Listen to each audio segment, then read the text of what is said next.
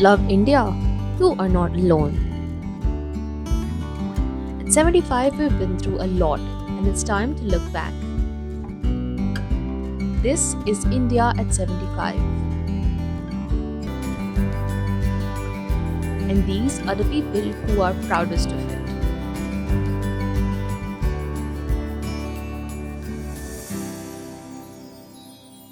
India as a country is home to so many beautiful and rich handlooms and textiles. The country produces roughly 85% of the world's handwoven products. So we have the most diversity and depth in the sector. Our contribution to this landscape is unmatched. Each state has its own unique language and authentic signature. This makes us a powerhouse in this space and with a cultural legacy that truly unparalleled today. The art of these handlooms and textiles have been landed over from one generation of viewers to the other. It's the need of the hour to help preserve the heritage and create platforms for our handlooms and create and craft net to flourish. Brands also struggle to account for the flexibility of Indian wardrobes. Ethnic wear makes up about 71% of women's wear spending, and the sari is the single most popular item of clothing according to the Indian consultancy. But women also have a separate wardrobe for socializing and network. The fashion houses that thrive in India tailor their collection to local customers, respond to many complexities in in Indian wardrobes, and cater to different needs throughout the country's diverse markets. But winning over customers in Asia, the third largest economy, requires a more tactful strategy than simply just showing up, and new entrants can learn from the past missteps. Etro, for example, entered the market in 2010 and shut down operations for 4 years. And 4 years later, Pussy's Delhi store, which opened in 2013, lasted around 3 years before shuttering. Neha Lider, the founder of luxury retail brand advisor Plantoons, says brands that don't succeed in India typically don't match the authentic preference of the Indian shoppers. Pussy, for example, entered the region with a resort wear collection, which wealthy Indians weren't willing to pay top dollars for. The word sari has been delivered from a Sanskrit word called strip of cloth in India. Sari is considered as a representation of our culture and tradition. Though sari appear as a simple piece of cloth, yet has gained a lot of popularity and acceptance over the years.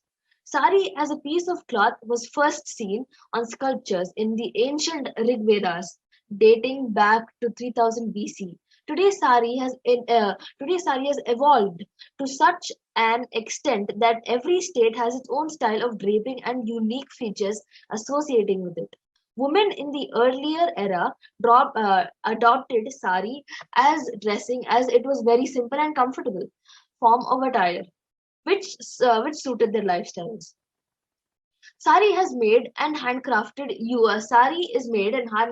using various types of fabrics, prints, colors, designs, giving women a range of options to choose from. India has a deep rooted history of heritage and culture, clearly reflected in the outfits of Indian people. Over the years, sari has been seen and categorized as a traditional attire, but the recent year, the sari game is undergoing a transformation in terms of styles and gradually finding a place in Western category. Sari has not only revolutionized the Indian fashion industry, but it has also reached and traveled beyond the Indian borders and made a significant impact and impression on the cultural across the world. The textile industry occupies unique position in the Indian economy because it contributes significantly to industrial production about 14%, employment generation about 35 million persons directly, such the second largest after agriculture, and foreign exchange earning about 20.4%. It contributes 4% to GDP. The future of textiles in India is something like this. Cotton production is expected to reach a massive 37.1 million, and consumption is expected to reach about 114 million, almost 13% growth over the previous year. India's home textiles grew at a healthy rate of 9%. The domestic textiles and apparel industry is projected to grow at a CAGR of 12% up to 2025, so as to reach a level of US 350 billion dollars.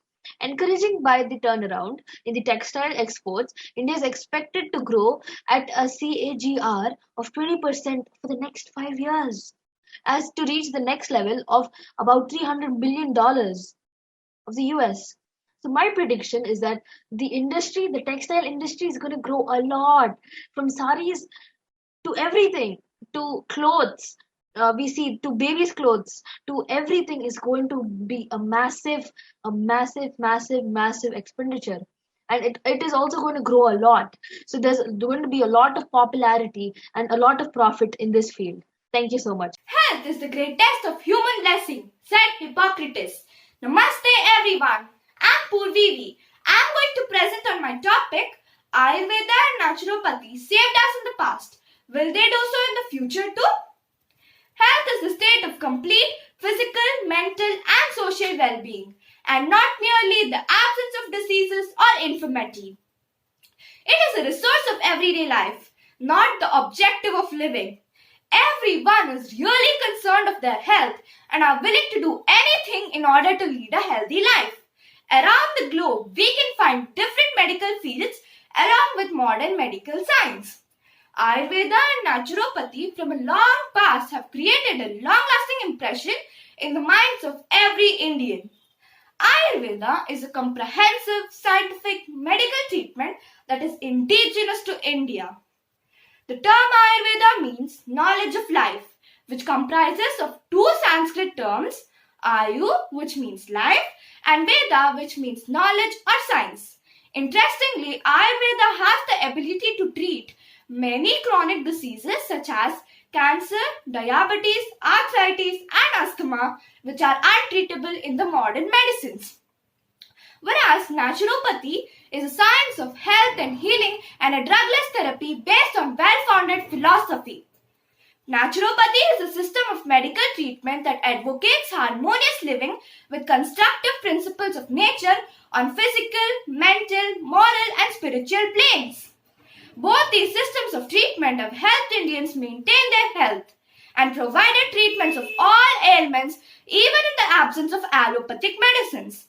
These traditional forms of treatment in this modern time will also help provide a better healthcare to all the people in our country, even the people in remote villages who have limited accessibility to modern medicines.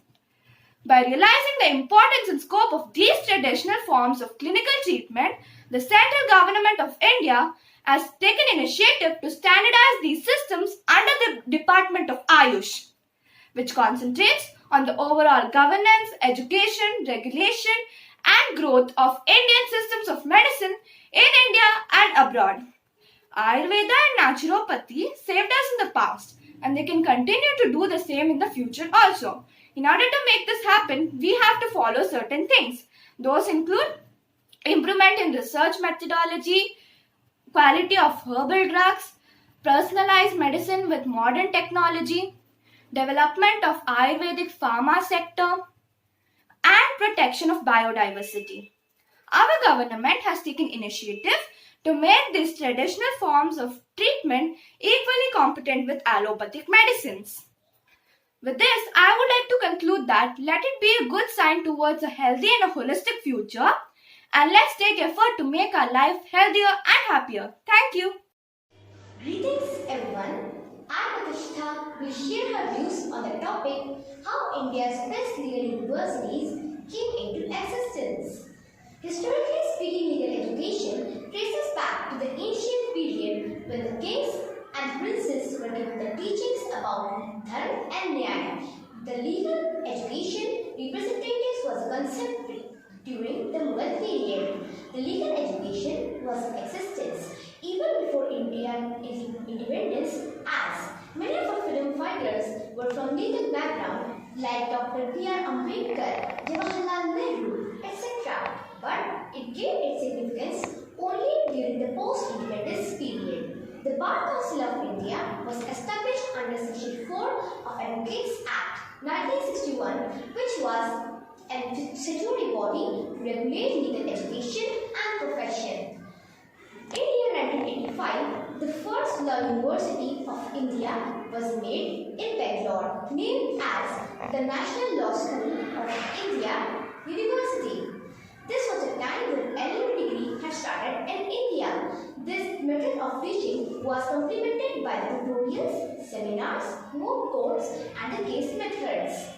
The universities and the academic levels were offering the study of law for 5 years in India but with different nomenclature like the NAL, SAR University of Law, Nalsar University of Law, the Institute of Law of Jogdapal, etc. All of them were offering this offer. Now, as there was the offer, the schools were having a competition between each other that who can make a quality lawyer with specific and general both qualities. The student who wanted to get admitted in these could get the national exams like the CLAT and the IELT, CLAT, the CLAT and AILET, the IELT. The future prospects of the universities can be discussed in 4 broad points. Number 1, give more attention to practicality. Number 2, bring in more professional exposure. Number 3, the collaborations with foreign schools and universities. And number 4, an extracurricular activities, an important point. Extracurricular activities is important for students as well as academics. And hereby, I would like to sum up my words with a quote that is, when plunder becomes a way of life, men make a legal system to authorize it and a moral code to glorify it. Hi everyone, I am Prisha Gupta of Grade 8, Delhi Public School, Hyderabad. India has always had a brilliant reputation in the world in the field of medicine. It produces a whopping 50,000 doctors per year, and that's not all. India is known to have recognized and invented the cures and medicines to diseases far before the rest of the world did. Most modern medicines are based on the discoveries of Indian scientists thousands of years ago. Incredibly successful forms of medicine such as Ayurveda, Siddha, Unani, and even surgery and plastic surgery have all originated in India. We have proven that we are a lot more advanced than most countries in this field. It seems logical that Indian medicine would be a highly valued and well-respected career path to undertake. However, we don't find many people opting for a proper career in the fields of Ayurveda, yoga, and other types of Indian medicine. Such practices are usually taken up as hobbies or are dabbled with. But to devote an entire life to studying Ayurveda, Naturopathy, and Unani is far-fetched. During the COVID-19 pandemic that took the entire world by storm, the time and effort needed to produce vaccination was daunting, and it led to the spotlight falling on Indian techniques and diets, relying on homemade remedies and nuskhas to cure or prevent the possibly life-threatening disease. Even if such recipes aren't a magic cure for any disease, regular intake of Indian food and herbal medicines has proven to keep away most minor ailments. I believe that COVID has helped us recognize the value and importance of these age-old measures. They have truly made a comeback, and it would be foolish to let them retreat into the background again. It is extremely important for us youngsters to realize what a boon these desi medicinal techniques are. More youths should practice and study Ayurveda, Naturopathy and the likes, if not as a full-blown career if it poses financial issues, but at least included as a major part of their lives. The pricelessness of our country's very own medical developments cannot be put into words, and it is a shame that such strong and effective practices are undermined, not only by Westerners but even by ourselves. It is wonderful that we are finally comprehending the vast enormity and scope of Indian medicine and are learning to use it to our advantage. It is imperative that the future generation is appropriately educated on these matters and that we learn to appreciate that modern is not always better.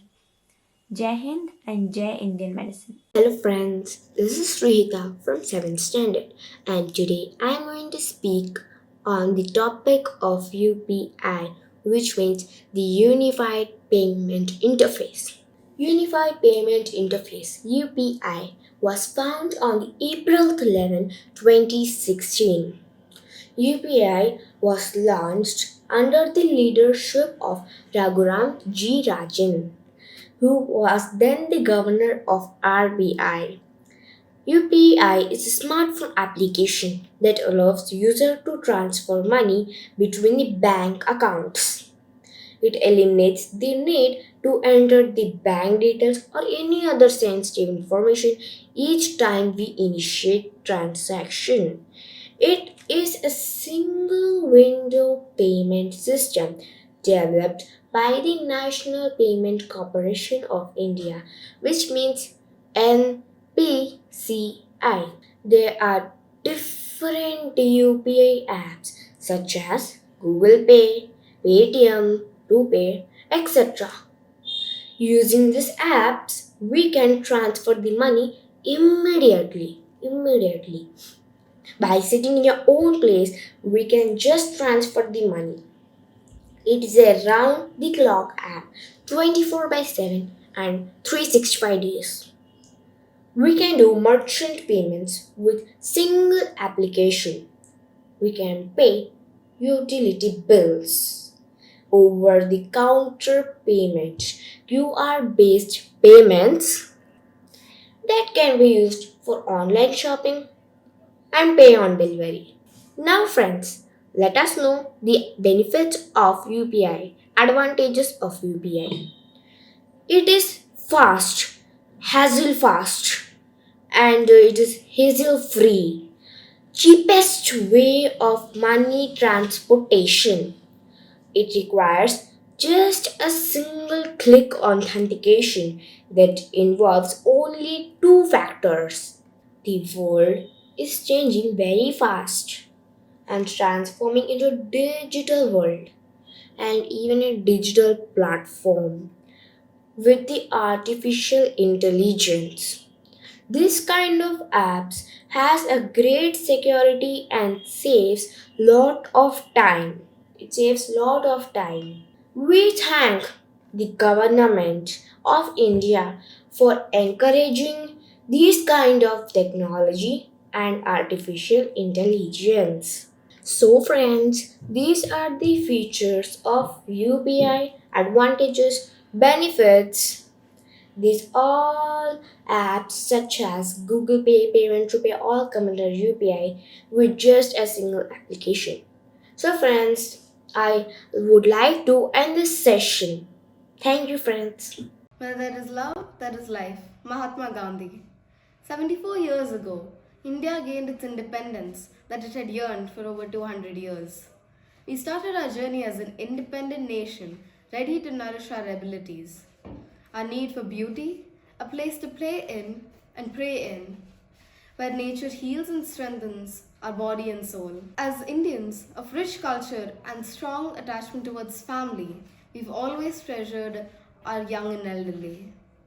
Parks are such places where kids discover and grow as it builds a desire for exploring and supporting our creative abilities.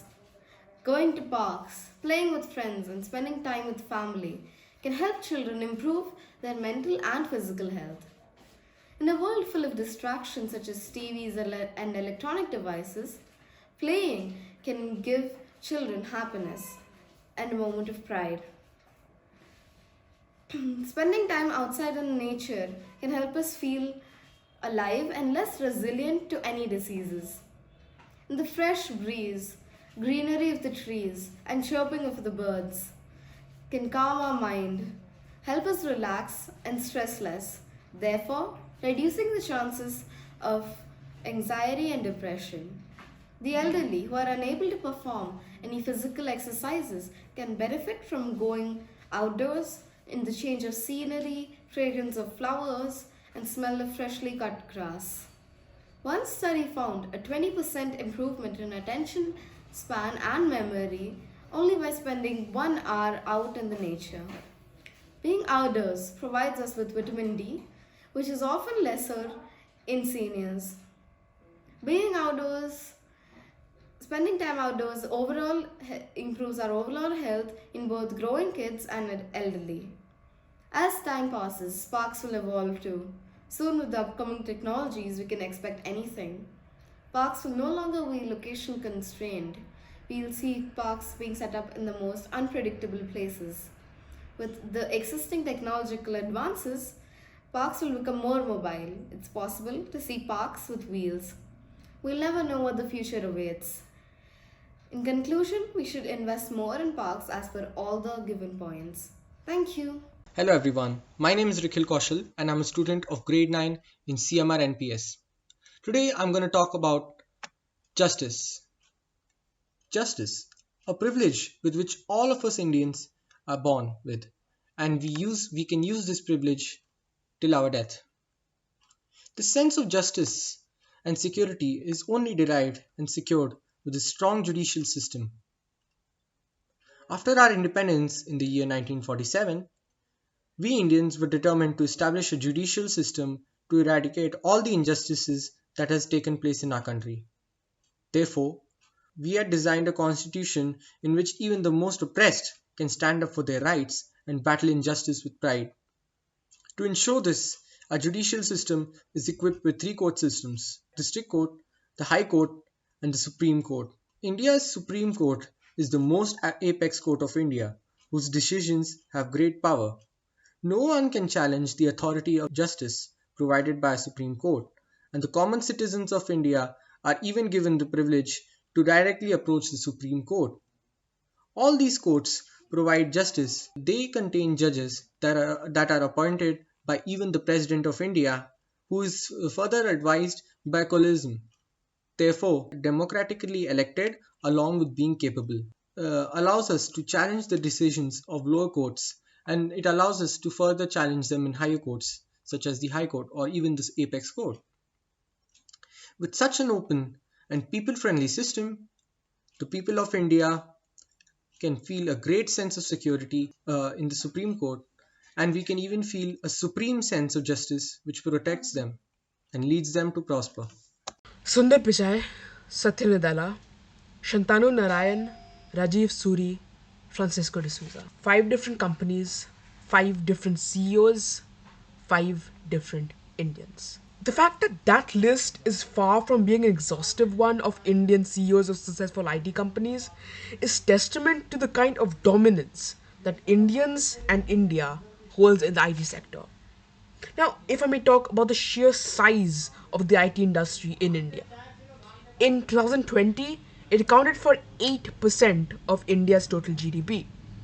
The IT industry's revenue is estimated at about 194 billion US dollars, and the domestic revenue is estimated at 45 billion US dollars.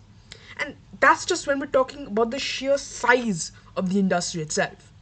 Another important factor that makes India a chief player in the IT sector is that its core competencies and proven strengths attract significant investment for development from major countries. For proof, the computer software and hardware sector in India attracted cumulative foreign direct investment inflows worth around 74.12 billion US dollars between April 2000 and June 2021. And when we talk about IT, it is impossible to not talk about artificial intelligence. Leading Indian IT firms like Infosys, Wipro, Tech Mahindra, they showcase leading ideas in blockchain and artificial intelligence, which make India a core player in that sector. And this is just the tip of the iceberg. Because of these reasons and many, many more, India has become the top IT destination in the world. However, even though India may have become a dominant player in the IT sector of the world, there is still a long way to go up ahead. For starters, it is important to not just produce valuable human capital, but keep that capital in our country. That is, we need to reduce the amount of brain drain that occurs in the IT industry. We can take the examples of Sundar Pichai, Satya Nadella, and many others. Brilliant minds produced through Indian education who don't go on to foreign countries and become CEOs of foreign companies. The perspective of keeping that human capital within the country would be one that will make India not just an IT destination in the world, but an IT capital of the world. Along with that, one can also ponder on the idea that at this point we act as an outsource for top foreign countries, turning ourselves into not just a valuable outsource but the main source, the center point, will be another key play that we need to venture towards when we talk about the future of the IT industry in India. Thank you.